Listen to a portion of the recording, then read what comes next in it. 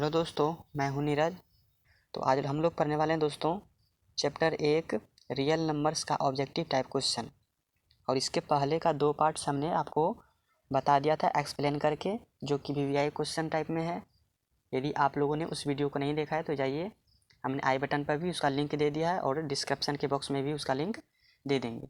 ठीक है दोस्तों, तो चलिए देर ना करते हुए दोस्तों हम वीडियो को शुरू करते हैं, क्योंकि आज ऑब्जेक्टिव टाइप क्वेश्चन पढ़ने वाले हैं जो कि हूबहू समझिए इससे बाहर एग्जाम में कुछ भी नहीं पूछेगा। ऑब्जेक्टिव टाइप क्वेश्चन में यदि चैप्टर 1 से पूछेगा तो इसी टाइप का कोई क्वेश्चन पूछेगा। ठीक है दोस्तों, तो चलिए देर न करते हुए हम शुरू करते हैं ऑब्जेक्टिव टाइप का क्वेश्चन। ठीक है, आपके ये पहले क्वेश्चन का यहाँ पर शो कर रहा होगा। देखिए इसमें दोस्तों क्या कर रहा है, निम्नलिखित में कौन अपरिमेय संख्या नहीं है। अपरिमेय संख्या नहीं है तो कौन नहीं है? √10 ये तो अपरिमेय है। √24 देखिए अपरिमेय का मतलब क्या हुआ, जो पूर्ण रूप से रूट बाहर नहीं निकले, पूर्ण रूप से रूट से बाहर नहीं निकले उसी को क्या कहते हैं? अपरिमेय। और जो पूर्ण रूप से बाहर निकलता है उसको क्या कहते हैं? परिमेय कहते हैं। √10 से तो कुछ बाहर नहीं निकल रहा है, ठीक है, और √24 से पूर्ण रूप से बाहर नहीं निकलेगा, √35 से भी बाहर पूर्ण रूप से नहीं निकलेगा, लेकिन यहाँ पर √121 पूर्ण रूप से बाहर निकल जाएगा। ठीक है, तो पूर्ण रूप से बाहर निकल जाएगा तो क्या आएगा बाहर बताइए? तो 11 आएगा, क्योंकि 11 का स्क्वायर होता है 121। इसलिए निम्नलिखित में कौन अपरिमेय संख्या नहीं है, तो कौन नहीं हो जाएगा? Option number D. Option number D is the correct. ठीक है दोस्तों, उम्मीद करते हैं आप लोगों ने अच्छी तरह समझा होगा। और परिमेय और परिमेय से रिलेटेड जो भी सवाल हो पहले हमने उस टाइप को लिया है। ठीक है दोस्तों, चलिए हम दूसरे क्वेश्चन की ओर बढ़ते हैं कि निम्नलिखित में कौन सा अपरिमेय संख्या होगा। फिर वही क्वेश्चन लिए हैं, कौन सा अपरिमेय संख्या होगा, यानी कि इस टाइप का क्वेश्चन किस तरीके से पूछ सकता है, टाइप बाय टाइप करके हम लिए हैं। तो निम्नलिखित में कौन सा अपरिमेय संख्या होगा, तो अपरिमेय संख्या कौन सा अपरिमेय संख्या होगा? तो √17 ये तो अपरिमेय संख्या है। √100 ये तो 10 का स्क्वायर है। उसी तरह यहाँ पर √9 ये तो पूर्ण रूप से बाहर निकल रहा है, क्या? 3। अब यहाँ पर √16 प्लस √25, √16 से तो 4 और √25 से 5 निकल रहा है पूर्ण रूप से, लेकिन √17 से बाहर कुछ नहीं निकल रहा है। इसलिए 2 नंबर का क्वेश्चन का ऑब्जेक्टिव का क्या हो जाएगा मेरा? Option number A is the correct answer. कि निम्नलिखित में कौन सा परिमेय संख्या, अब की बार क्या बताना है, कौन सा परिमेय संख्या है? तो 1/√1 कितना है? 144। और यहाँ पर √50/500 और ये √32 और ये √5 + 5। ठीक है, हमको उम्मीद है दोस्तों इस सब में तीनों में से कोई ऑप्शन नहीं होगा। क्यों? क्योंकि √50 से यदि 50 और 500 कटाइएगा अभी तो 0 से 0 कट जाएगा, और 5 से 50 कटेगा 5×50, यानी कि √1/10 होगा। लेकिन √32 से भी कुछ बाहर नहीं निकल रहा है, कुछ बाहर यानी कि पूर्ण रूप से बाहर नहीं निकल रहा है। ये तो खुद √5 से कुछ बाहर निकलेगा नहीं, निकलेगा लेकिन पूर्ण रूप से नहीं निकलेगा। ठीक है, इसलिए √144 को हम क्या लिख सकते हैं? √144 यानी कि ये 12 का स्क्वायर है, इस तरह से लिख सकते हैं। और एक का भी नहीं कुछ तो स्क्वायर कर सकते हैं, इसको लिख सकते हैं इसे 1/12 का होल स्क्वायर। स्क्वायर से रूट कैंसिल तो बचेगा क्या? 1/12 पूर्ण रूप से बाहर निकल गया। तो ऑप्शन नंबर 3 का ए इज द करेक्ट आंसर हो जाएगा। ठीक है दोस्तों, चलिए क्वेश्चन नंबर 4 की तरफ बढ़ते हैं। क्वेश्चन नंबर 4 कहता है निम्नलिखित में कौन परिमेय संख्या होगा। इसमें भी सेम वही कहता है, कौन परिमेय संख्या होगा जो पूर्ण रूप से बाहर निकल जाएगा रूट से, यही ना। देखिए √9 ये तो बाहर निकल रहा है, √6 और √6 दोनों है प्लस में, ये तो बाहर निकल भी नहीं करेगा। और यहाँ √3/9 ये 3 से 9 कटाइएगा तो 1/3 आएगा, √1/3 से कुछ बाहर नहीं निकलेगा। और यहाँ पर देखिए √10/100 इससे भी कुछ बाहर नहीं निकलेगा। इसी पूर्ण रूप से हमसे क्या बाहर निकलेगा? √9 से क्या बाहर निकलेगा? 3 बाहर निकलेगा। इसलिए निम्नलिखित में से कौन परिमेय संख्या होगा? Option number A is the correct answer. ठीक है दोस्तों, अब चलते हैं क्वेश्चन नंबर 5 की तरफ। क्वेश्चन नंबर 5 कहता है कि पाई/3 एक क्या है। देखिए पाई तो एक मेरा क्या है? अपरिमेय संख्या है। क्या है? अपरिमेय संख्या है। ठीक है, लेकिन इसमें 3 है तो 3 मेरा एक परिमेय है, लेकिन अपरिमेय है या ना, यानी कि परिमेय और अपरिमेय का कॉम्बिनेशन बना हुआ है। तो पाई को सूचित किया जाए, 22/7 को लिखा गया है पाई के फॉर्म में, लेकिन पाई मेरा एक अपरिमेय है और ये 22/7 मेरा क्या है? परिमेय संख्या। क्या है? परिमेय। यदि 22/7 दे तो आपको घबराना नहीं है, तो 22/7 एक मेरा परिमेय हो जाएगा और पाई/3 क्या हो जाएगा? अपरिमेय। तो ऑप्शन नंबर 5 का B is the correct answer. ठीक है दोस्तों, चलिए क्वेश्चन नंबर हम 6 की ओर बढ़ते हैं। इसमें रूट 2, रूट 3 और रूट 7 इत्यादि निम्नलिखित में से कौन सी संख्या है? निम्नलिखित में से कौन सी संख्या है? तो कौन सा संख्या हो जाएगा? रूट से तो 3 में से कोनो बाहर कुछ नहीं निकल रहा है, यानी कि रूट से भी कुछ बाहर नहीं निकल रहा है 2 से, रूट 3 से भी नहीं और रूट 7 से भी नहीं। तो क्या हो जाएगा मेरा ये? अपरिमेय संख्या हो जाएगा। क्लियर है? अब आगे बढ़ते हैं। देखिए साथ में क्या है, दो परिमेय संख्या के बीच कितनी परिमेय संख्या हो सकता है? दो परिमेय संख्या, तो दो परिमेय संख्या का मतलब क्या होगा? कोई मान ली 5 है, ठीक है, दो परिमेय संख्या लेना है ना, तो एक मान लिया हमने परिमेय संख्या लिया 5 और एक लिया 7, ठीक है। अब पूछ रहा है कि इन दोनों के बीच परिमेय संख्या कितना हो सकता है? कितना हो सकता है बताइए? तो 5.1 लिख सकते हैं, 5.2 लिख सकते हैं, 5.3 लिख सकते हैं, और इसके अलावा एक और तरह से लिख सकते हैं 5.12 फिर 5.13, इस तरह से, यानी कि ये अनंत तक, इसको हम अनंत तक लिख सकते हैं। 5 और 7 के बीच क्या होगा? इसका बीच दूरी कितना होगा? अनंत तक दूरी होगा इसका, ठीक है दोस्तों। तो इसीलिए इसका ऑप्शन क्या हो जाएगा? Option number D is the correct answer. दो परिमेय संख्या के बीच कितने परिमेय संख्या हो सकती है? अनंत तक हो सकती है। क्लियर है? चलिए आगे बढ़ते हैं। अब पूछ रहा है क्वेश्चन नंबर 8 में, एक अशून्येतर परिमेय संख्या और अपरिमेय संख्या का गुणनफल होगा, क्या होगा इसमें बताइए? अशून्येतर यानी कि वो शून्य नहीं होना चाहिए, परिमेय संख्या वो शून्य नहीं होना चाहिए। तो मान लीजिए हमने कोई परिमेय संख्या मान लिया ए, क्या मान लिया? परिमेय संख्या मान लिया ए, ये हो गया परिमेय, ठीक है। और एक मान लिया बी, हमने बी मेरा क्या है? अपरिमेय, ठीक है। जैसे कि सिद्ध करने के लिए आप सीखे होंगे कि यदि रूट 3 बोला है सिद्ध करने के लिए अपरिमेय संख्या है कि नहीं, तो क्या आप पहले लेट करते हैं? माना कि रूट 3 एक परिमेय संख्या है, उसी तरह ए क्या लिया है? परिमेय संख्या, और बी बराबर क्या लिया है? अपरिमेय संख्या, ठीक है। तब यहाँ पर हम क्या लिखेंगे?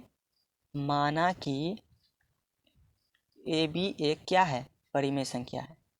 क्या है? परिमेय संख्या। यहाँ तक क्लियर है? और परिमेय संख्या से यदि हम अपरिमेय संख्या में भाग देंगे तो मेरा क्या होगा? तो चलिए देखते हैं। ये मेरा ए बी क्या है? ठीक है, अपरिमेय, और इसको परिमेय संख्या से भाग देते हैं तो परिमेय संख्या ए, ठीक है। अब इसको भाग दीजिए, तो भाग दीजिएगा तो ए से ए कट जाएगा तो बी तो बचिए जाएगा ना, तो बी मेरा क्या हो जाएगा? अपरिमेय होगा कि नहीं होगा? तो यही मेरा क्या हो जाएगा? कौन सा था क्वेश्चन? हाँ, एक शून्येतर परिमेय और अपरिमेय संख्या का गुणनफल हमेशा सदैव क्या होगा? हमेशा अपरिमेय होगा। तो 8 का option number B is the correct answer, ठीक है दोस्तों। यदि कहीं पर कोई दिक्कत हो तो ऑब्जेक्टिव टाइप का क्वेश्चन है, कमेंट्स में हमको पूछ सकते हैं, ठीक है। अब बढ़ते हैं क्वेश्चन नंबर 9 की तरफ। पूछ रहा है कि 3+2√9 एक क्या है? अपरिमेय है, परिमेय है, अभाज्य है या फिर पूर्ण है? देखिए 3 तो खुद बाहर निकला हुआ है, 3 को तो कुछ नहीं करना है, प्लस 2 √9 से तो बाहर निकल रहा है कितना? 3, यानी कि 3 + 3 दूनी 6, कितना हो जाएगा? 6 3 9। ये तो रूट से पूर्ण रूप से बाहर निकल रहा है, तो 9 मेरा क्या है? परिमेय संख्या है, तो इसीलिए मेरा 9 का ऑप्शन नंबर क्या हो जाएगा? Option number B is the correct answer. देखिए इस टाइप का क्वेश्चन ये देख करके ही पता लगा लेना है, ये नहीं कि ये मेरा एक अपरिमेय संख्या है। तो पहले आप देखिए कि रूट से कुछ बाहर निकल रहा है या नहीं। यहाँ तो पूर्ण रूप से बाहर निकल रहा था, ठीक है दोस्तों। चलिए बढ़ते हैं क्वेश्चन नंबर 10 की तरफ। क्वेश्चन नंबर 10 में कहता है कि निम्नलिखित में कौन सा परिमेय संख्या है? तो परिमेय संख्या क्या हो जाएगा? ये तो पाई मेरा एक अपरिमेय है, √7 भी एक अपरिमेय है, और √16/25 ये तो लगता है परिमेय है, ठीक है। अब आगे देखते हैं एक और है कि नहीं। ये 3 3 × 2/√3 ये तो एक मेरा अपरिमेय, क्योंकि पूर्ण रूप से बाहर नहीं निकल रहा है, तो ये तो अपरिमेय हो गया। यानी कि पूर्ण रूप से यदि कोई बाहर निकलेगा तो √16/√25 निकलेगा, क्योंकि 16 से बाहर निकलता है 4 और 25 से 5, इसीलिए आंसर मेरा क्या हो जाएगा? Option number C is the correct answer 10 number question का, ठीक है दोस्तों। अब बढ़ते हैं क्वेश्चन नंबर 11 की तरफ। आगे देखिए क्वेश्चन नंबर 11। क्वेश्चन नंबर 11 में पूछा है कि सबसे छोटी अभाज्य और सबसे छोटी भाज्य संख्या का गुणनफल लीजिए। ये सब टाइप का कोई क्वेश्चन होगा। सबसे छोटी अभाज्य, अच्छा अभाज्य संख्या क्या होता है? वैसी संख्या जिसका गुणनफल एक और वह संख्या खुद हो, उसी को क्या कहते हैं? अभाज्य संख्या। और भाज्य संख्या तो जानबे करते हैं, यदि कोई एक के अलावा और कोई संख्या गुणनफल के रूप में आता है, यानी कि गुणनखंड के रूप में, तो वो क्या आता है? भाज्य संख्या। भाज्य संख्या ऐसे मानिए ना, जैसे मान लीजिए मेरे पास 4 है, 4 एक मेरा भाज्य संख्या है। कैसे? 1 से भी भाग लग रहा है, 2 से भी भाग लग रहा है और 4 से भी भाग लग रहा है। तो इसमें कितना संख्या हो गया 3, यानी कि 4 को कितने तरीके से भाग दे सकते हैं 3 तरीके से। तो इसका मतलब 2 से अधिक आया। वैसी संख्या जिसका गुणनखंड क्या हो 2 से अधिक बार आए, यानी कि 1 2 3 ये 2 से अधिक आया, तो इसका मतलब ये क्या हो जाएगा भाज्य संख्या हो जाएगा। ठीक है, लेकिन यहाँ पर बोला है कि छोटी भाज्य और छोटी अभाज्य। तो छोटी अभाज्य हमेशा क्या होता है अभाज्य 2 होता है, क्योंकि 2 का गुणनखंड कितनों करेंगे तो 1 होगा और वह संख्या खुद होगा। ठीक है, और छोटी भाज्य संख्या भी कहिए तो छोटी भाज्य संख्या 2 ही है। इसीलिए दोनों संख्या का गुणनफल यदि हम करेंगे तो कितना हो जाएगा 2 × 2 बराबर कितना हो जाएगा 4। इसीलिए option number D is the correct answer. ठीक है दोस्तों, अब बढ़ते हैं क्वेश्चन नंबर 12 की ओर। 12 में पूछा है निम्नलिखित में से कौन अभाज्य संख्या। तो अभाज्य का मतलब क्या बताए कि जिसका गुणनखंड केवल 1 और वह संख्या खुद हो। तो 29 इसका तो गुणनखंड नहीं कर सकते हैं, 16 का तो कर सकते हैं, 33 का भी कर सकते हैं ना, 11 से 1 से भी कटेगा, 3 से भी कटेगा, 11 से भी कटेगा, 15 तो कट सकता है, 1 से भी कटता है, 3 से भी कटता है और 5 से और 15 से। लेकिन 29 को कटाइए, किससे कटेगा 1 से कटेगा और खुद 29 से कटेगा, तो यानी इसका गुणनखंड कितना होगा 2 होगा। तो अभाज्य संख्या क्या हो जाएगा 29 is the correct answer question number 12 का। अब क्वेश्चन नंबर 13 की तरफ बढ़ते हैं। क्वेश्चन नंबर 13 में बोला है कि 144 के अभाज्य गुणनखंड में अभाज्य गुणनखंड के 2 का घातांक कितना है। तो पहले 144 का अभाज्य गुणनखंड कीजिए। तो 144 2 से 7, 2 दूनी 4, फिर 2 से 36, फिर 2 से 18, फिर 2 से 9, फिर 3 से 3 तिया 9। देखिए इसका गुणनखंड कितना होगा 144 का गुणनखंड कितना होगा 2 × 2 × 2 × 2 और गुना 3 × 3। ये इसको हम क्या लिख सकते हैं 2 पर पावर 4 और 3 पर पावर कितना 2। क्या पूछा 2 का घातांक ना, तो 2 का घातांक कितना आया मेरा 4 आया। इसलिए option number C is the correct answer, 13 का ऑप्शन नंबर सी। ठीक है दोस्तों, अब क्वेश्चन नंबर हम 14 की तरफ बढ़ते हैं। यदि आपको समझ में नहीं आए जो क्वेश्चन तो हमको कमेंट्स में जरूर पूछिएगा। अब आगे पूछ रहा है प्रथम 6 अभाज्य संख्या का गुणनफल पूछा। प्रथम 6 अभाज्य संख्या, तो अभाज्य संख्या भी तुरंत बताएं जिसका गुणनखंड केवल कितना हो 1 हो और वह संख्या खुद हो। तो बताइए क्या क्या हो सकता है अभाज्य संख्या। प्रथम से बोला है तो प्रथम से लेंगे 1 और 2 होगा, 3 होगा और 5 होगा, 7 होगा, 11 होगा। कितना होगा 3 होगा कि नहीं। ठीक है, अभाज्य संख्या बोला है ना, तो अभाज्य संख्या 1 तो नहीं होगा, तो लीजिए और एक 13 होगा। इन सब का आपस में गुणनखंड कर दीजिए, यानी कि गुना कर दीजिए। इसको गुना करके जितना होगा वही मेरा आंसर हो जाएगा। क्या बोला है प्रथम 6 अभाज्य संख्या, यानी कि 6 को अभाज्य संख्या ले लेना है शुरू से और उसका क्या करना है गुणनफल। तो गुणनफल कीजिएगा तो दोस्तों तो इसका आंसर क्या आ जाएगा, इसका आंसर आ जाएगा बी। आप गुना करके चेक कर सकते हैं। ठीक है दोस्तों, तो चलिए हम क्वेश्चन नंबर 15 की ओर बढ़ते हैं। क्वेश्चन नंबर 15 में कहा है निम्नलिखित में से कौन भाज्य संख्या होगा। भाज्य का मतलब जिसका गुणनखंड अनेकों हो।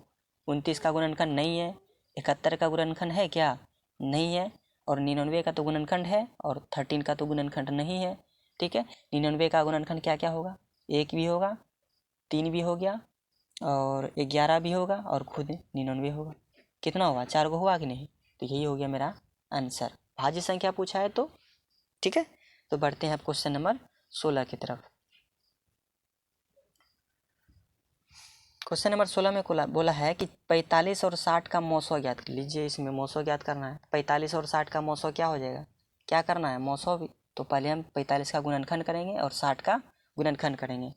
तो 45 बराबर और 60 बराबर, 45 का गुणनखंड कीजिएगा तो कितना कितना हो जाएगा।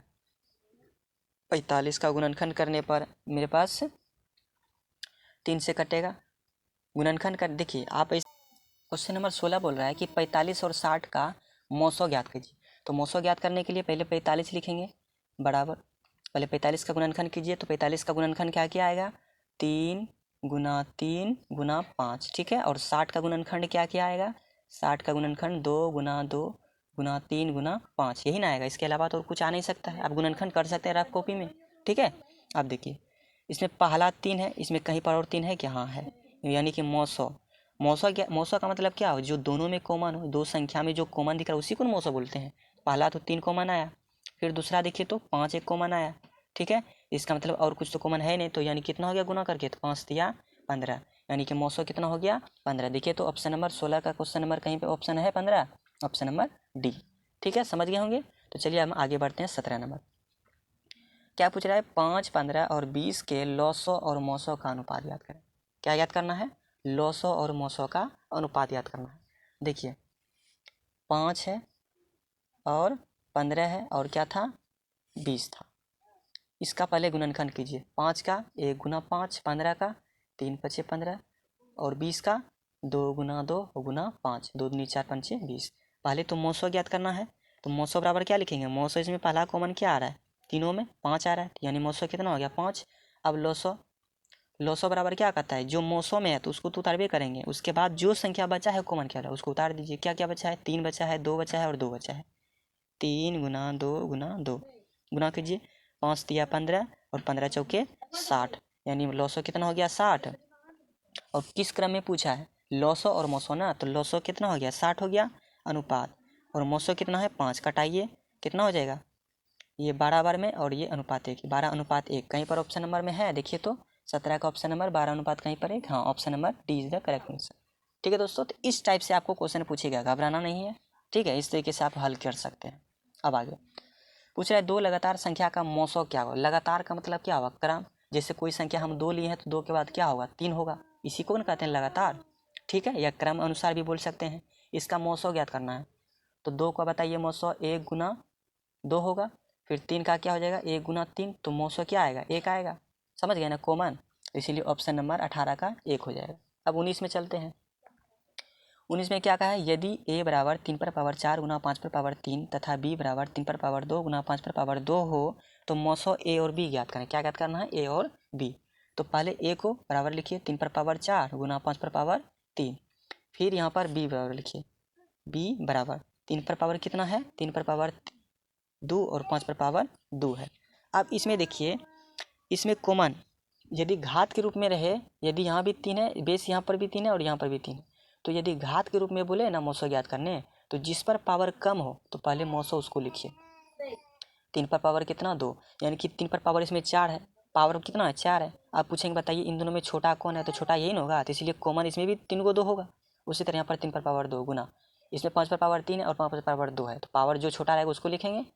ठीक है, अब इसको गुना कर दीजिए, 3 का स्क्वायर कितना 9 और 5 का स्क्वायर 25, और 9 गुना 25 कीजिएगा तो 225 होगा। ठीक है दोस्तों, तो चलिए मो ए और बी का मोसो कितना हो जाएगा 225। तो देखिए पर 225 कहीं पर है, हाँ है, 19 का option number B is the correct answer. ठीक है दोस्तों, अब बढ़ते हैं क्वेश्चन नंबर 20 की तरफ। कह रहे दो संख्या a और 18 लॉसो 36, तो मोसो ज्ञात करें। यानी कि दो संख्या दिया हुआ है, a दिया हुआ है, a पहला संख्या दिया हुआ है a और दूसरी संख्या दिया हुआ है 18, और लॉसो दिया है 36, मोसो दिया है 2।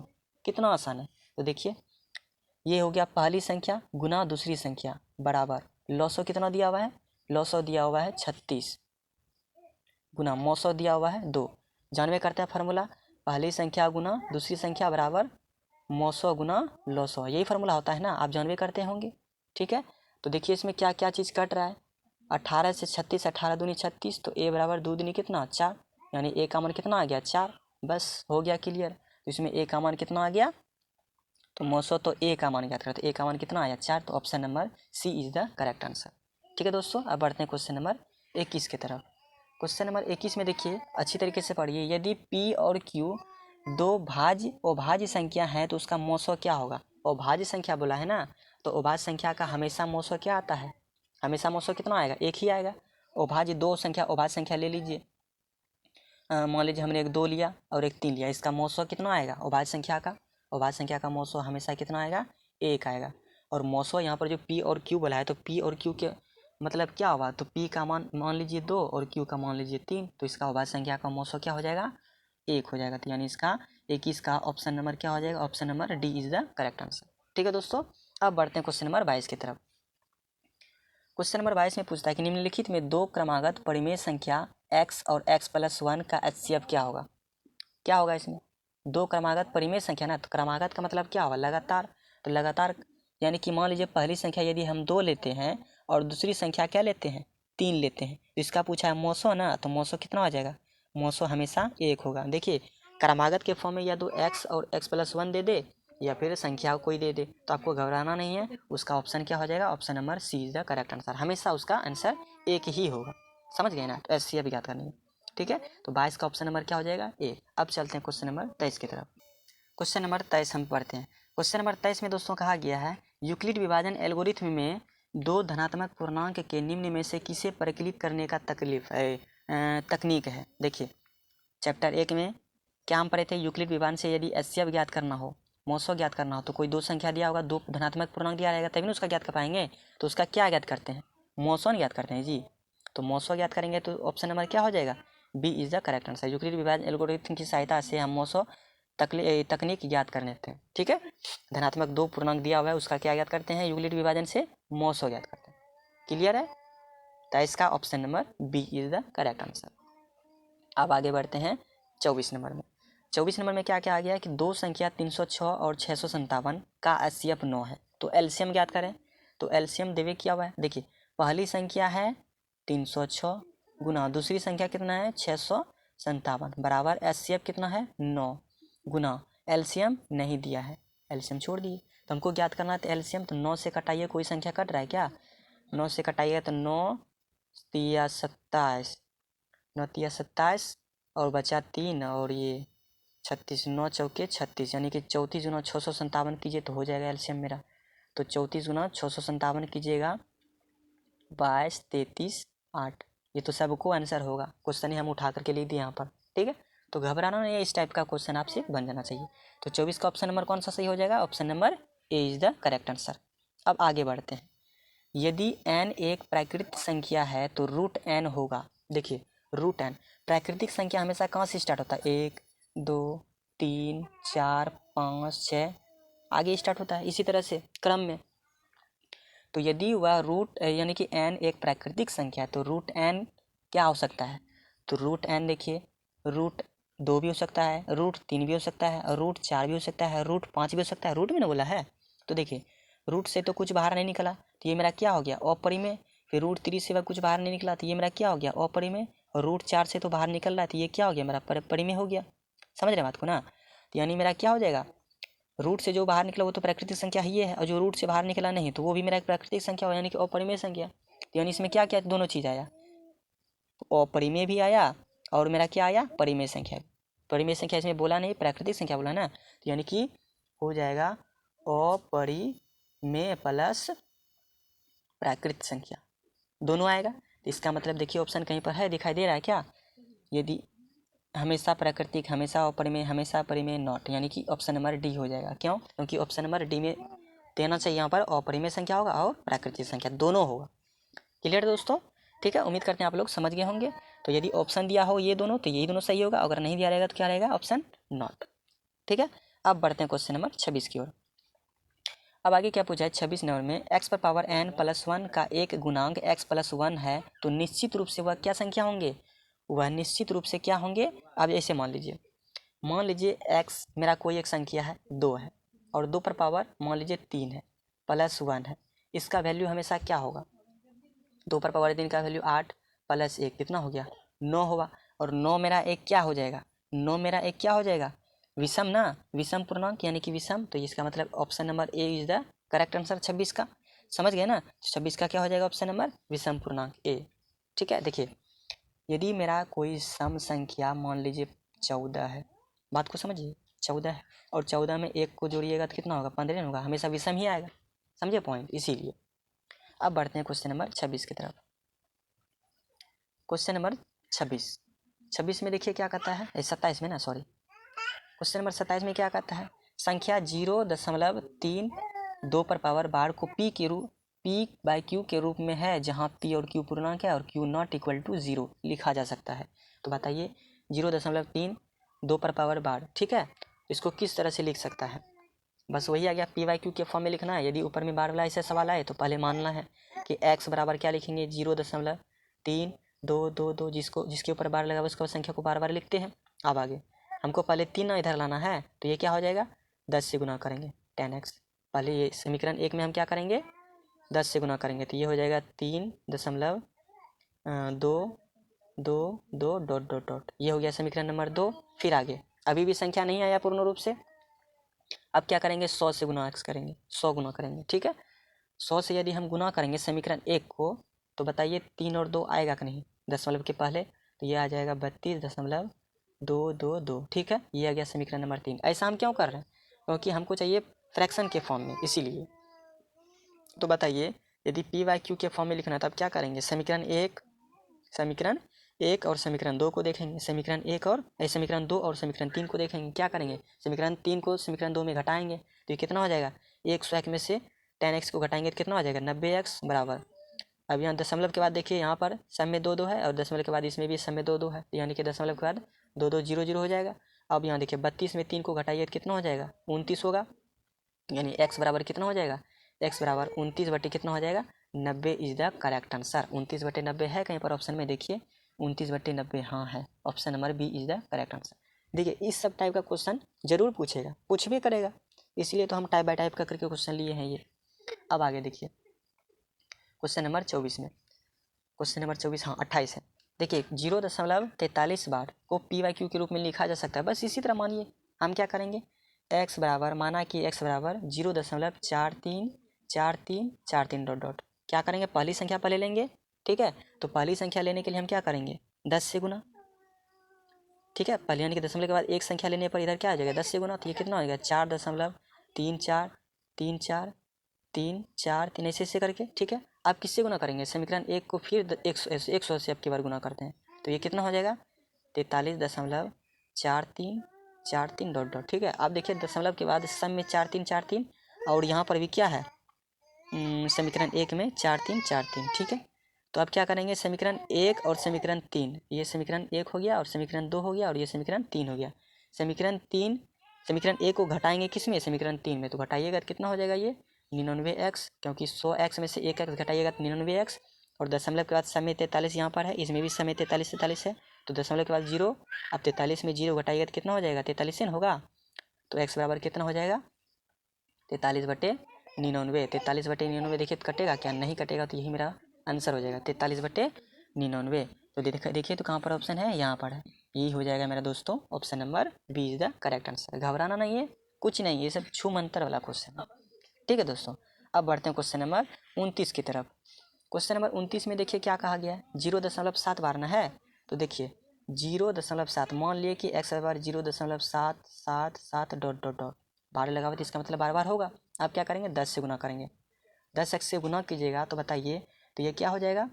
7.7777, ठीक है। अब देखिए दशमलव के बाद यहाँ भी 7 है, यहाँ पे दशमलव पर 7 है, तो क्या करेंगे? समीकरण 2 को समीकरण 1 में क्या करेंगे? घटाएंगे, तो घटा दीजिए तो ये कितना बचेगा? 10x में से 1x गया तो 9x बराबर, दशमलव के बाद सब 0 हो जाएगा, बचेगा कितना? 7 में से 0 घटाएंगे तो केवल 7, यानी x बराबर कितना हो जाएगा? 7/9 इज द करेक्ट आंसर, ठीक है। तो देखिए 7/9 कहीं पर है क्वेश्चन में?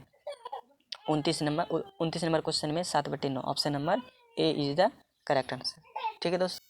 अब बढ़ते हैं क्वेश्चन नंबर 30 की तरफ।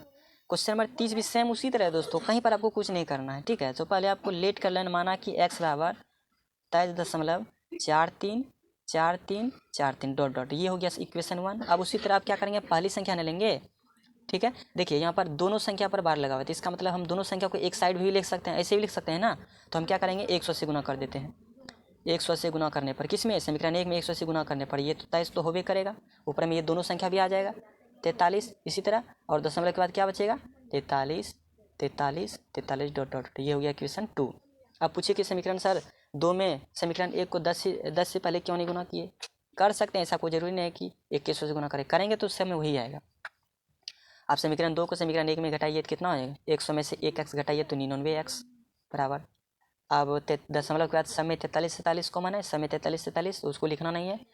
43 में 23 घटाइएगा, 43 में 23 घटाइए कितना? 3 में 3 गया 0, और 4 में से 2 गया 2, और 3 की 3 2, और फिर यहाँ 2 की 2, यानी कि कितना आ गया? 23 20। तो x का मान कितना आ गया? 23 20 बटे 99। तो ऑप्शन नंबर है कहीं पर 23 20 99, 23 20 बटे 99, option number A is the correct answer. समझ गए हैं दोस्तों? आगे बढ़ें, ठीक है। अब देखिए क्वेश्चन नंबर 31, 1.34, इसमें तो कहीं पर बार लगा हुआ नहीं है, तो ये तो आसान से निकल जाएगा। 1.34 को परिमेय संख्या के रूप में लिखा जा सकता है। परिमेय हमेशा किस रूप में लिखा जाता है? पी वाई क्यू के फॉर्म में। तो लिख दीजिए 1.34। अब इसका दशमलव हटाइएगा तो नीचे कितना 0? 2 0, यानी 134 बटे 100 कटाइएगा 2 से कटाइए, 2 6 12, 2 7 14 और ये हो जाएगा 50, 67/50 कहीं पर है। Option number A is the correct answer. 31 का ऑप्शन नंबर ए हो जाएगा। ठीक है, अब क्वेश्चन नंबर 32 की तरफ बढ़ते हैं। क्वेश्चन नंबर 32 में बोला है परिमेय संख्या 2/3 और 2/2/5 गुना 5/2 का दशमलव प्रसार क्या होगा। तो देखते हैं, देखिए दशमलव प्रसार यदि पूछे इस तरीके के क्वेश्चन का तो 2/3 और 2/5 गुना 5/2 है। देखिए यदि हर का गुणांक किसी संख्या, नीचे यदि संख्या कोई दिया रहता तो इसी तरह से लिखते हैं, और यदि कोई गुणनखंड के रूप में दिया और गुणांक के रूप में तो इस तरह ही लिखना है। देखिए हर में हमेशा 2/m गुना 5/n के रूप का हो तो वह संख्या क्या होगा, शांत होगा। ऐसा कोई ज़रूरी नहीं कि ये दोनों ही संख्या हो। ठीक है, अब कोई 2/5 ही हो सकता है। मान लीजिए 5/2 नहीं रहता, क्या यह शांत नहीं होता? बिल्कुल होता। यदि इन दोनों संख्या के अलावा मान लीजिए 2/5 5/2 गुना 3/2 ऐसे आ गया तो ये मेरा शांत नहीं होगा, क्योंकि एक संख्या जुट गया है जो कि 3/2 है, इसलिए मेरा क्या होगा, अशांत होगा। लेकिन इसमें यदि 2/m या 5/n यदि ये दोनों संख्या रहा तो शांत होगा, और यदि केवल एक भी संख्या रहा और कोई संख्या नहीं रहेगा तो भी मेरा क्या होगा, शांत होगा। जैसे मान लीजिए 8 है और मान लीजिए 25 है, तो क्या ये मेरा शांत होगा? बिल्कुल होगा। कैसे? 8 25 को तोड़िए तो 5 का स्क्वायर। क्या हम 2/0 के फॉर्म में नहीं लिख सकते हैं इसे? तो हुआ ना, वही रूल आया ना वो चंद, क्योंकि 2/0 का वैल्यू हमेशा क्या होता है, जानवे करते हैं, 1 होता है। क्लियर दोस्तों, समझ गए हैं? अगर आपको यदि दिक्कत होता होगा तो आज से आपको दिक्कत नहीं होगा।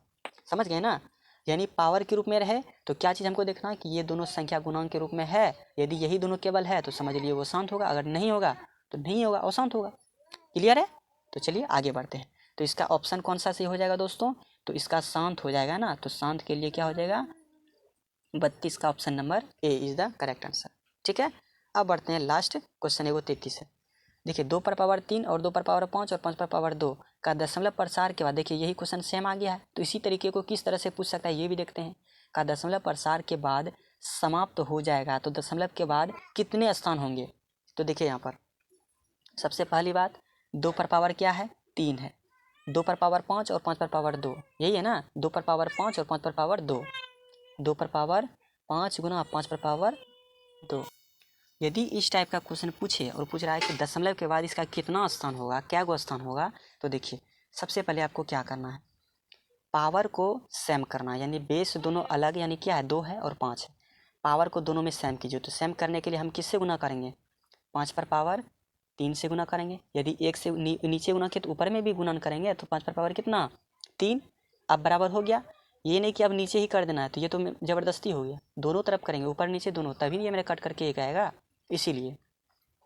तो ये हो गया 2/3 गुना 5/3 और 2/5 गुना 5/पावर कितना हो गया, 5। अब दोनों सेम हो गया तो अब क्या करेंगे, और 2/8 हो गया, 2/3 का वैल्यू 8, 5/3 का वैल्यू 125 और बटे ये कितना हो जाएगा, 2 गुना 5/पावर कितना हो जाएगा, 5 ऐसे लिख सकते हैं। अब 8 गुना 125 कीजिए, 8 पंचे 40, 8 दूनी 16, 4 20 के 0, 8 एक 8 2 10। ठीक है, 5 गुना कितना, 10/पावर कितना हो गया, 5 हो गया, और यहाँ 10/पावर कितना है, 3 है, यानी 0 की संख्या है 3 और नीचे 0 की संख्या है 5। तो बताइए कितना का अंतर है। दशमलव के बाद क्या हो जाएगा, 2 को संख्या बचेगा कि नहीं, दशमलव के बाद क्या होगा, यानी 10/पावर 1 2 3 4 5। तो बताइए इसमें 3 0 तक कट जाएगा, लेकिन एक तो बचे जाएगा ना, तो 1/100 होगा, तो इसको कटाइएगा तो कितना होगा, 0.01। तो क्या होगा दशमलव के बाद संख्या, 2 को हुआ ना, तो यही हो गया मेरा आंसर। ठीक है, तो इसमें कितना हो जाएगा, दशमलव के बाद 2 संख्या आया, इसीलिए 33 का option number A is the correct answer. ठीक है, अब बढ़ते हैं क्वेश्चन नंबर 34 की तरफ। 34 में कहता है निम्नलिखित में से कौन सी भिन्न दशमलव प्रसार शांत है। तो शांत कब होगा दोस्तों, जिसका कि गुणनखंड नीचे हर का गुणनखंड क्या हो, केवल 2 और 5 हो, तभी ना वह शांत होगा, या फिर केवल 2 हो या केवल 5 हो। ठीक है, 700 का गुणनखंड कीजिएगा, 700 का गुणनखंड कीजिएगा, देखिए सबका पहले नीचे का जो है ना गुणनखंड कीजिए। ठीक है, सबका पहले नीचे का गुणनखंड करते हैं। ठीक है, तो देखते हैं कितना आता है, 700 का गुणनखंड करते हैं। 700 का गुणनखंड कीजिएगा तो आ जाएगा, हम तो इसका दोस्तों गुणनखंड जानते हैं, तो इसलिए हम यहाँ पर गुणनखंड इसका कर देते हैं 2 पर पावर 2 गुना 5 पर पावर 2 गुना 7 पर पावर 1। फिर क्या है 2100 है, 2100 का भी गुणनखंड कीजिएगा तो क्या क्या हो जाएगा इसका 100 का इसका गुणनखंड हो जाएगा 2 पर पावर 3 ना, 2 पर पावर 2100 का 2100 को तोड़े हम, ठीक है। 2 पर पावर कितना हो जाएगा 3 और 3 पर पावर 1, 5 पर पावर 2 और 7 पर पावर 1। अब कितना है, अब ये तो खुद गुणनखंड ये है 2 पर पावर 3 गुना 5 पर पावर 3 गुना 7 पर पावर 3। देखिए इसमें आपको एक चीज़ दिखाई दे रहा है कि ये दोनों तो संख्या है, ये है, इसमें एक 7 संख्या और जुट गया तो ये मेरा अशांत हो जाएगा, ये भी मेरा एक अशांत हो जाएगा। अब रहा इसका सवाल, तो देखिए यहाँ पर क्या होगा 343 बटे 2 पर पावर 3 गुना 5 पर पावर 3, ठीक है, और 7 पर पावर कितना है 3 है। देखिए 7 पर पावर 3 को हम लिख सकते हैं 7 गुना 7 गुना 7, और 7 से 7 में गुना कीजिएगा तो 49, 49 गुना 7 कीजिएगा ना तो 343 ही होगा। तो बताइए 7 पर पावर 3 और 343 कट गया तो बचा कितना 1 बटे 2 पर पावर 3 और 5 पर पावर 3। तो बताइए आया ना ये दोनों संख्या, तो ये मेरा क्या हुआ शांत हुआ कि नहीं। तो ऑप्शन नंबर कौन सा सही हो जाएगा मेरा दोस्तों, option number C is the correct answer. तो निम्न भिन्न दशमलव प्रसार शांत होगा, तो कौन सा शांत होगा, option number C is the correct answer. ठीक है, अब आगे बढ़ते हैं। 38 नंबर में क्या कहा गया 128/168 का सरलतम रूप लिखिए, कटाइए तो वही हो जाएगा सरलतम रूप। तो 128/168 किससे कटाइएगा 2 से, 2 छक्की 12 और 2 चौके 8, 2 अठी 16 2 चौके 8, 64 को भी कटाइएगा तो कितना हो जाएगा 32 दूनी 64 और ये 84 को 42 बार में, फिर 16 और ये 21 अब नहीं कटेगा, यानी कि 16 बटे 21 कहीं पर है ऑप्शन में 16 बटे 21 है, ऑप्शन नंबर बी 35 का भी हो गया आंसर, बस हो गया। अब बढ़ते हैं, एक लास्ट पेज और है उसमें भी देख लेते हैं क्या है क्वेश्चन। देखिए अब क्वेश्चन नंबर 36 में कहा है कि 11/80 का सरलतम दशमलव प्रसार बताइए। तो 80 क्या बताए, नीचे वाला का पहले गुणनखंड कीजिए, तो 80 का गुणनखंड कीजिएगा तो कितना आएगा 2 से 40, फिर 2 से 20, फिर 2 से 10, फिर 2 से 5। अब नहीं होगा, यानी 80 को हम क्या लिख सकते हैं 2 पर पावर 4 गुना 5 पर पावर 1 आया ना, यानी कि 11/2 पर पावर 4 गुना 5 पर पावर 1, ये मेरा क्या आया आया ना। ये रूल क्या कहता है 2 पर पावर m गुना 5 पर पावर m के रूप n के रूप में रहे तो वो मेरा क्या होगा शांत होगा। तो बताइए क्या होगा, शांत होगा इसका दशमलव प्रसार। क्लियर है दोस्तों। अब बढ़ते हैं क्वेश्चन नंबर 37 की तरफ। 37 में देखिए क्या कहा गया, निम्नलिखित में से किसका दशमलव प्रसार अशांत होगा, अशांत। देखिए ये तो शांत हो जाएगा 50, 50 का गुणनखंड कीजिएगा तो कितना कितना हो जाएगा 50 का गुणनखंड कितनों कीजिएगा तो 2 गुना 5 गुना 5 आएगा, इसमें 2 और 5 तो अबे करता है, ये तो शांत हो जाएगा। 243 है, 243 का गुणनखंड कीजिएगा तो शायद इसमें ना ही 2 आएगा और ना ही 5 आएगा। अब 1600 का गुणनखंड कीजिएगा तो 1600 का गुणनखंड करने पर कितना कितना आ जाएगा। तो ठीक है, तो पहले इसको देखते हैं, 1600 का गुणनखंड करते हैं, 2 से कटाइए तो ये हो जाएगा 800, फिर 2 से कटाइए तो ये हो जाएगा 400, फिर 2 से 200, फिर 2 से कटाइए तो 100, फिर 2 से कटाइए तो 50, फिर 2 से कटाइए तो 25, फिर 5 से कटाइए 5 5 25, यही ना, यानी 1600 को लिख सकते हैं 2 पर पावर कितना 1 2 3 4 5 6 और 5 पर पावर कितना 2। ये भी तो आया एक आया ना शांत का जो रूप होता है 2 पर पावर m और 5 पर पावर n के रूप में, ये तो आ गया, तो ये भी मेरा क्या होगा एक शांत होगा। 625 ये भी एक शांत होगा, कैसे, क्योंकि इसमें 625 है ना, तो केवल हमेशा क्या आएगा 5 पर पावर 625, शायद 5 पर पावर 4 का वैल्यू होता है 625, समझे बात को। इसीलिए मेरा कौन सा ऑप्शन सही नहीं होगा अशांत होगा, तो option number B is the correct answer, समझ गए ना। ठीक है, अब आगे बढ़ते हैं। अब देखिए आगे क्या क्या है, किसी पूर्णांक p के लिए प्रत्येक सम पूर्णांक का रूप क्या होगा, सम पूर्णांक कहा गया है। तो सम पूर्णांक में मान लीजिए कि हमने एक कोई संख्या माना, तो सम पूर्णांक इस ऑप्शन के हिसाब से बताइए क्या क्या होगा।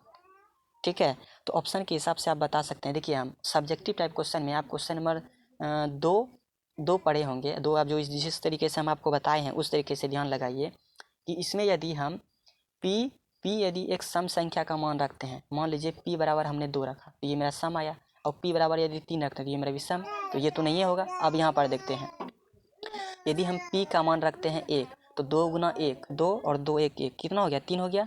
अब p का मान फिर रखते हैं 2 तो 2 दूनी 4 4 1 5, इसमें क्या आ रहा है एक विषम आ रहा है। अब आगे यहाँ पर p + 5, यदि p का मान हम 1 रखते हैं तो 1 + 1 2, और p का मान यदि हम 2 रखते हैं तो 2 और +1 3 हो जाएगा, ये भी नहीं होगा। इसमें सम आ रहा है और विषम आ रहा है। इसमें पूछा क्या है प्रत्येक रूप में क्या आना चाहिए सम पूर्णांक आना चाहिए, तो वो हमको लगता है ऑप्शन नंबर डी हो जाएगा। क्यों? क्योंकि इसमें देखिए आप चाहे 2 मान रखिए चाहे 3 मान रखिए, पी का बात सेम ही आएगा। चलिए हम पी का मान एक बार 5 रखते हैं विषम संख्या, ठीक है। तो 5 दूनी कितना हो जाएगा 10 आएगा। अब पी का मान हम 2 रखते हैं सम, तो 2 और 2 कितना हो जाएगा 2 दूनी 4। देखिए दोनों रूप में क्या आया सम पूर्णांक आया, तो इसलिए मेरा क्या हो जाएगा option number D is the correct answer. ठीक है, अब आगे बढ़ते हैं। देखिए किसी पूर्णांक q के लिए प्रत्येक विषम पूर्णांक, देखिए आप यही क्वेश्चन है, इसी क्वेश्चन को आप किस तरह एग्जाम में ये एग्जामिनर घुमा फिरा के पूछ सकता है। ठीक है, इस तरीके से हम दोनों क्वेश्चन ले लिए हैं। किसी पूर्णांक q के लिए प्रत्येक विषम पूर्णांक का रूप क्या होगा, तो विषम पूर्णांक का रूप अभी तुरंत बताए हैं 2p+1 होगा। तो इसमें ऑप्शन नंबर है कहीं पर 2p+1, बिल्कुल है। आप इसमें जो है किसी का भी मान रखिए, चाहे सम रखिए चाहे विषम रखिए, q का मान वो हमेशा क्या आएगा विषम ही आएगा। देखिए एक बार रखते हैं 2q+1 है, हम q का मान रखते हैं, q का मान पहले हम 1 रखते हैं, तो 1 रखेंगे तो 2 1 2, 2 और 1 कितना हो गया 3। अब की बार हम 2 रखते हैं, 2 दूनी 4 1 5, फिर आया विषम, फिर अब की बार 3 रखते हैं, 3 दूनी 6 1 7। समझ रहे हैं दोस्तों, इसका मतलब 39 का ऑप्शन नंबर कौन सा सही हो जाएगा, D is the correct answer. ठीक है, अब बढ़ते हैं क्वेश्चन नंबर 40 की ओर। 40 तो और ईजी है, देखिए कितना ईजी सब क्वेश्चन पूछ सकता है। तो 40 में पूछ रहा है कि 8 पर पावर 0 गुना 2 पर पावर 0 का मान कितना होगा। सदैव 1 होगा। कैसे, किसी भी संख्या पर पावर 0 हो तो वो संख्या का मान हमेशा क्या होता है 1 ही होता है, याद रखिएगा। तो 1 गुना 1 कीजिएगा तो क्या होगा 2 होगा क्या, नहीं ना, तो 1 ही होगा। तो ऑप्शन नंबर है कहीं पर 1, बिल्कुल है। तो 40 का option number B is the correct answer. अब आगे बढ़ते हैं 41 की तरफ। जब 235 को 17 से विभाजित किया जाए तो उसका शेषफल क्या होगा। तो 17 से विभाजित कीजिएगा ना, तब देखिए क्या आता है। 17 से 235 है ना, 235 में भाग दीजिए तो 17 एकम 17, कितना बचा 6 बचा, 6 और 5 उतार दीजिए तो 17 तिया 51, 5 में से 1 गया 4, 6 में से 5 गया 1, तो रिमाइंडर कितना आया 14। तो बताइए रिमाइंडर ऑप्शन का शेषफल ना पूछ रहा, तो शेषफल मेरा कितना आया 14 आया। तो 14 देखिए कहीं पर है ऑप्शन नंबर में, हाँ है, option number C is the correct answer. Clear दोस्तों, समझ गए होंगे। अब आगे बढ़ते हैं 42 की तरफ। 225 को डैश रूप में व्यक्त किया जा सकता है। 225 को किस रूप में व्यक्त किया जा सकता है, तो 225 का गुणनखंड कीजिए, 225 का गुणनखंड कीजिए, कितना कितना हो जाएगा, पहले 3 से कटेगा, 3 7 21, 3 5 15, फिर 3 से, 3 दूनी 6, 3 5 15, फिर अब 5 से, 5 5 25, फिर 5 से 5 1 5, 5 1 5, यानी 225 को हम क्या लिख सकते हैं 3 पर पावर 2 गुना 5 पर पावर 2। देखिए तो 3 पर पावर 2 5 पर पावर 2 है कहीं, हाँ है, option number C is the correct answer. ठीक है, अब क्वेश्चन नंबर हम 40 क्वेश्चन नंबर 43 में देखिए अब क्या कर रहा है। दी गई आकृति में x और y के मान हैं। बताइए 1001 का गुणनखंड 2 गो है, एगो x है और 143 है। अब बताइए 143 को किससे गुना करें ताकि मेरा कितना आ जाए 1001 आ जाए, तो वही x का मान आ जाएगा। अब आगे, अब 143 को इस तरह से तोड़ना है कि 11 गुना कितना करें जो 143 आ जाए। समझे बात को, क्लियर है। तो अब देखिए यहाँ पर कैसे ज्ञात करेंगे। यदि इस टाइप का क्वेश्चन हो ना, तो देखिए x गुना 143 बराबर कितना हो जाएगा 1001 होगा। यदि हमको x का मान चाहिए, तो x का मान चाहिए तो क्या लिखेंगे 1001 बटे कितना 143, कटाइएगा तो शायद हमको लगता है इसमें किसका मान आ जाएगा, आ जाएगा शायद 7 से कट रहा है क्या, 7 दूनी 4, 7 से पूर्ण रूप से कट जाएगा 1001, समझ गए ना, 3 7 21, हाँ 7 से पूर्ण रूप से कट गया, तो इसमें x का मान क्या आया 7 आया।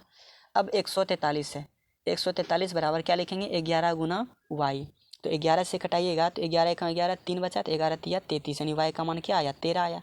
यानी x का और y का मान क्या क्या आया, एक आया 7 और एक आया 13। तो देखिए ऑप्शन नंबर कहीं है 7 और 13, तो यही हो जाएगा option number A is the correct answer. तो इस टाइप का भी क्वेश्चन यदि एग्जाम में पूछे तो आपको बिल्कुल नहीं घबराना है, हम सब टाइप का क्वेश्चन ले लिए हैं। ठीक है, यदि आप इतना करके जाते हैं तो कन्फर्म है 50 में से 50 क्वेश्चन मार्क करके आइएगा, ऑब्जेक्टिव में बताए। ठीक है, अब बढ़ते हैं क्वेश्चन नंबर 44 की तरफ। यदि प्रथम 13 9 8 6 अभाज्य संख्या का योग n तो हमेशा भाज्य होगा। तो ये मेरा कोई प्रथम से लेकर यहाँ तक एक अभाज्य संख्या है, उसका योग कितना बोला है n। अब 6 से यदि इस संख्या में भाग दीजिएगा, 6 से, अब बारे देखिए ऑप्शन पर डिपेंड करता है कि हम किससे पूर्ण रूप से काटा सकते हैं। 6 से एक बार भाग दीजिए, 4 से भी एक बार भाग दीजिए, और 8 से भी एक बार भाग दीजिए, और 12 से भी भाग दीजिए। देखिए किससे पूर्ण रूप से कट रहा है, तो शुरू से देते हैं 13 9 8 6 को 6 से भाग देते हैं, तो 6 से कटाइए तो 6 दूनी 12, 1 9 6 तिया 18, 1 बचा, फिर 18, 6 तिया 18, फिर 6 कटिया जाएगा, यानी कि 6 से पूर्ण रूप से कट रहा है। अब आप चाहें तो 4 से भी भाग दे सकते हैं, 8 से भी और 12 से भी, ठीक है। तो ये आप कर सकते हैं दोस्तों इसी तरीके से। यदि जिससे पूर्ण रूप से कट जाएगा तो वही मेरा आंसर हो जाएगा। हमको लगता है 6 से ही पूर्ण रूप से कटेगा, इसीलिए मेरा क्या हो जाएगा 44 का option number A is the correct answer, ठीक है। अब बढ़ते हैं क्वेश्चन नंबर 45 की तरफ। 45 में दोस्तों क्या कहा गया कि रूट 10 है और गुना रूट 15 है, तो वो किसके बराबर है। तो 15 गुना 10 कर दीजिए, 15 ढंग 150, 150 हो गया रूट के अंदर में। अब 150 को तोड़िए, कितना कितना टूटेगा, तो 2 से कटे, 2 से तो नहीं, हाँ 2 से कटाइए, 2 सते 14, 70 बार में हाँ 150 न है दोस्तों, मिस्टेक हो गया। 150 को 2 से कटाइएगा तो 2 सते 14, 2 पंचे 10, फिर 2 से कटाइए, नहीं कटेगा, 3 से, 3 एका 3, 3 पचे 15, फिर 3 से, 3 पचे 15, अब नहीं कटेगा। यानी 150 को हम लिख सकते हैं रूट के अंदर में 2 गुना 3 गुना 3 गुना 5, जिसका जोड़ा बन रहा है वो बाहर निकलेगा, ठीक है। 5 दूना 10। अब देखिए यहाँ पर 3 से 3 दूनी 6 ना होगा दोस्तों, 3 दूनी 6, 3 पचे 15, फिर 3 से नहीं कटेगा, 5 से कटेगा, तो 5 से 5 पचे 25, फिर 5 से 5 एका 5, मिस्टेक हो गया था, ठीक है। तो इसका गुणनखंड क्या क्या आया, 2 गुना 3 गुना 5 गुना 5, जिसका जोड़ा बन रहा है वो बाहर निकलेगा, किसका जोड़ा बन रहा है 5 का ना, तो ये 5 बाहर निकलेगा। क्या इन दोनों का कभी निकलेगा बाहर जोड़ा, नहीं। तो 3 दूनी कितना हो गया 6, तो 5 रूट 6 कहीं है ऑप्शन में, 5 root 6, option number A is the correct answer. अब आगे बढ़ते हैं, पूछ रहा है 0 और 50 के बीच विषम संख्याएं कितनी है। विषम संख्या क्या है, यानी कितना है या कितनी है, ये भी पूछ सकता है। तो 0 और 50 के बीच में बोला है विषम संख्या, तो विषम संख्या क्या क्या हो सकता है बताइए। तो विषम संख्या हो सकता है 1, 3, 5, 7 और 9 डॉट डॉट डॉट करके कहाँ तक 49 तक, ठीक है। अब 49 के बीच आप काउंटिंग भी कर सकते हैं, या तो आप डायरेक्ट रखिए कि विषम संख्या पूछे तो एकदम 25 बता देना है, और यदि सम संख्या पूछता तो कितना हो जाता 24 हो जाता। क्लियर है। ये आप उसको एपी जो चैप्टर है चैप्टर 6 में, उसमें ये आप आसानी तरीके से निकाल सकेंगे। देखिए इसमें आपको निकाल करके ही आपको बता देते हैं। देखिए यहाँ पर मान लीजिए ए इसमें कितना है मेरा 1 है, और डी मेरा सार्वंतर कहलाता है। 5 में से 3 को घटाइए तो कितना बचेगा डी, यानी कि डी का मान कितना आया 2, और इसमें टी एन कितना है 49 है। अब टी एन का फॉर्मूला क्या होता है जानवे करते हैं, टी एन बोलिए या ए एन बोलिए, ठीक है। तो A plus N minus 1 into D, T N का वैल्यू कितना है 49 बराबर ए का मान कितना 1 plus N minus 1 into D, D का वैल्यू कितना है 2। 1 को बराबर किस तरफ लाइएगा तो घट जाएगा, तो कितना बचेगा 48 बराबर एन माइनस 1 इंटू 2, 2 से कटाइएगा 48 तो कितना बार में 24 बार में, ठीक है। तो एन माइनस वन को बराबर किस तरफ लाइएगा तो 24 प्लस कितना हो जाएगा 1 होगा, तो कितना हो जाएगा 25, यानी एन का मान कितना हो गया 25, तो यही हो गया मेरा विषम। क्लियर है दोस्तों, समझ गए हैं। तो इसी तरीके से आपको चेक कर लेना यदि आप नहीं जानते इस तरीके से तो, ठीक है।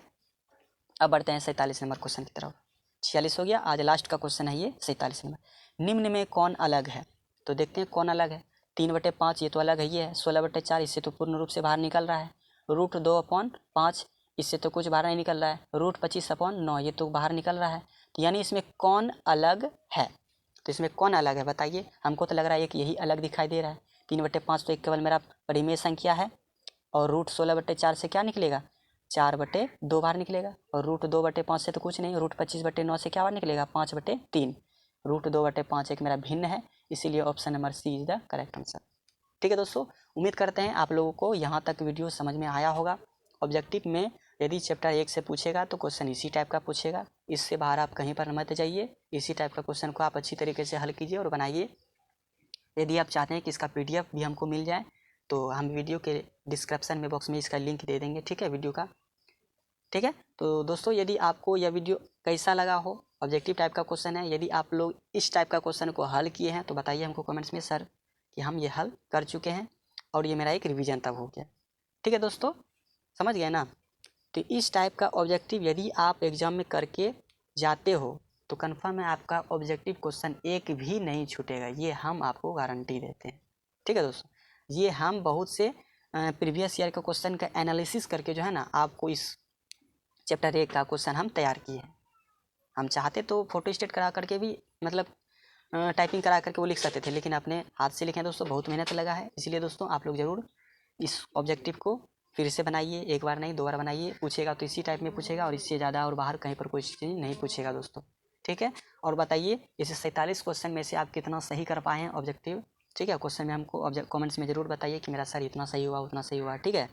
तो मिलते हैं आप जो है ना नेक्स्ट चैप्टर पर आएंगे, या तो चैप्टर 2 कोई और चैप्टर पर आएंगे। आप कमेंट्स करके हमको बताइए कि सर चैप्टर ये मेरा थोड़ा सा कम वीक है, ये चैप्टर बताइए, ठीक है। तो कमेंट्स के हिसाब से हम आपको वीडियो प्रोवाइड कराएंगे चैप्टर, ठीक है दोस्तों। तो चलिए मिलते हैं नेक्स्ट वीडियो में, तब तक के लिए जय हिंद। यदि वीडियो आपको अच्छा लगा तो लाइक कीजिए और चैनल को सब्सक्राइब कीजिए, ठीक है दोस्तों। मिलते हैं नेक्स्ट वीडियो में, तब तक के लिए जय हिंद।